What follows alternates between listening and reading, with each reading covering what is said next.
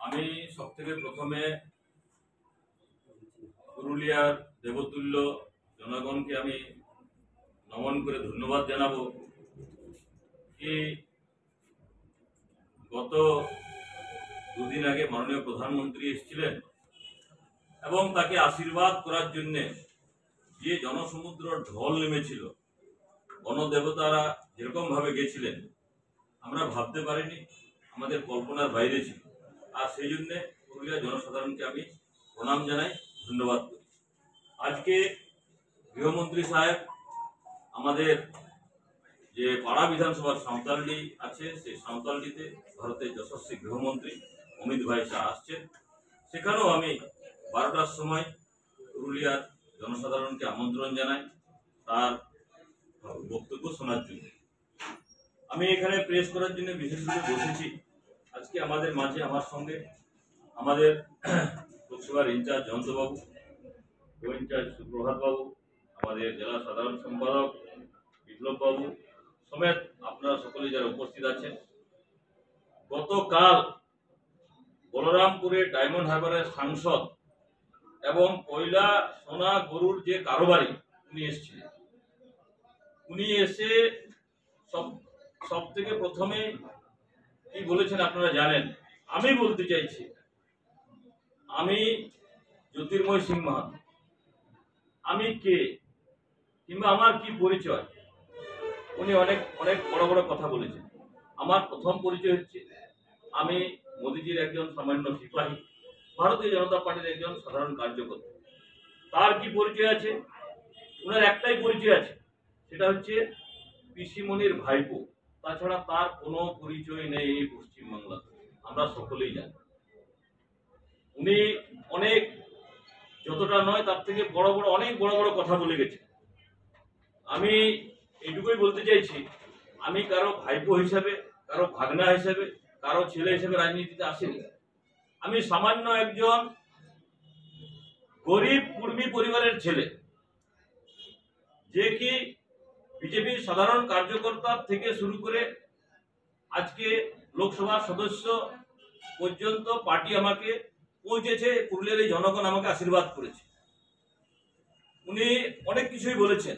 আমি প্রশ্ন করতে চাই, 2011 সালের আগে যে পরিবার থেকে উনি বিলং করেন, যে পরিবার থেকে উনি আসছেন, সেই পরিবারেরও আর্থিক অবস্থা সকলেই জানে।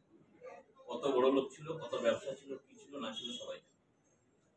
ওনাদের মতো আমার গরুর অবৈধ ব্যবসা, কয়লার অবৈধ ব্যবসা, সোনার অবৈধ ব্যবসা এসব নেই। আমার মা গ্রামে থাকেন এবং সাধারণ মানুষ যেমন জীবনযাপন করেন সেরকমই করেন।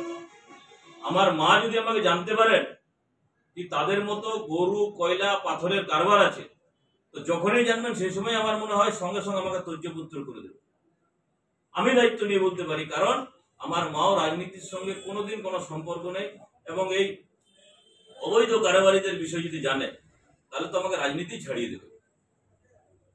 কালকে যেভাবে উনি কথা বলেছেন, আমি ওনাকে এইটুকুই বলতে চাইছি কি কেন্দ্র সরকারের প্রকল্প হোক কিংবা রাজ্য সরকারের প্রকল্প হোক, আপনি সেটাকে ভুল ব্যাখ্যা করবেন না। যদি মনে করুন কেউ স্বাস্থ্যসাথীর কার্ড নিয়ে থেকেছে কিংবা অন্য কোনো প্রকল্প নিয়েছে, তো সেটা রাজ্য সরকারের স্কিম, আর সেই স্কিম কি চলছে সবাই জানে। শুধু কার্ড দিয়েছেন, কার্ডের ভেতরে কিছু নেই। কিন্তু যে কোভিড ভ্যাকসিন নিয়ে আপনি বেঁচে আছেন, সেটা ভারত সরকারের দেওয়া, মোদিজির দেওয়া।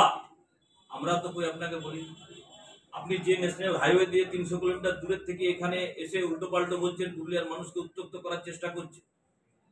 কই একবারও তো বলিনি কি আপনি মোদিজির রোড দিয়ে এসেছেন। কি হয়? বিনাশকালে বিপরীত বুদ্ধি। আমি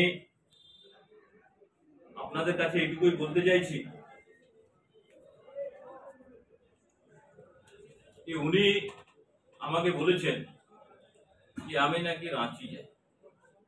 এটা তো স্বাভাবিক আছে, অস্বাভাবিকের তো কিছু নেই।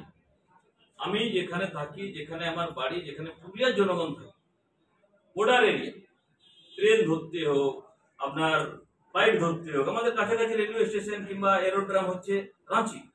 এটাতে যাওয়াটা আমি কেন, পুরুলিয়ার যে কোনো জনগণ যদি দিল্লি যাবে, সাউথে যাবে, কোথাও যাবে, রাঁচির থেকেই যাতায়াতটা বেশি করে। ট্রেন ধরার জন্য 150 কিলোমিটার যাওয়ার জন্য কিংবা 300 কিলোমিটার যাওয়ার জন্য আপনার 300 কিলোমিটার কলকাতা গিয়ে ট্রেন বাস ধরবে না, এটা স্বাভাবিক আছে। কিন্তু তার মতো তো আপনার থাইল্যান্ড, ব্যাংকক, দুবাইয়ে ব্যবসা নেই। আমি তো ট্রেন আর বাস ধরতে যাই। হ্যাঁ, তার মানে সে কি কারণে যায় থাইল্যান্ড আর দুবাই সেটা সবাই জানে, তার ওখানে কি কারোবার আছে। আমি এখান থেকে এইটুকুই ওনাকে বলতে চাইছি, পুরুলিয়ার মানুষকে আপনি মূর্খ ভাববেন না। পুরুলিয়ার মানুষকে আপনি এতদিন এর আগে ভাবতেন মূর্খ, সেই জন্য 2018 সালে আপনি অবজারভার ছিলেন। আর আপনার নেতৃত্বে তৃণমূল কংগ্রেস এখানে চলতো। সেই সময় জেলা সভাপতি ছিলেন যাকে এখন প্রার্থী করেছেন শান্তিরাম বাবু, আর তিনি এখানে লোকাল নেতৃত্ব দিতেন। সেই সময় 6 জন কার্যকর্তাকে আপনাদের গুন্ডারা হত্যা করেছে, এখনো কোনো তদন্ত হয়। আপনি ডেভেলপমেন্টের হিসেব চাইছেন, আপনি কে? আপনার হিসেবটা, আপনি একজন লোকসভার সদস্য, আপনার হিসেব কে নেবে? জয়মন হারবারের জনগণ নেবে অবশ্যই, কারণ পার্লামেন্টে আপনাকে পাঠিয়েছে, কিন্তু সব থেকে ভারতবর্ষের কম অ্যাটেন্ডেন্স আছে সেটা হচ্ছেন আপনি, মাননীয় অভিষেক বাবু। আপনি না নারী শক্তি বন্ধন যে মায়েদের যে বিল এলো সেটাতে উপস্থিত হয়েছে, আর না অন্যান্য কোনো গুরুত্বপূর্ণ বিলে আপনি ছিলেন, কারণ আপনি সেটা প্রয়োজন মনে করেন। আমি আপনাকে সংবাদদাতাদের মাধ্যমে এটুকুই বলতে চাইছি যে আপনি যেখানেই যান সেখানে বিশেষ রূপে হয় কাঁথি গেলে কিংবা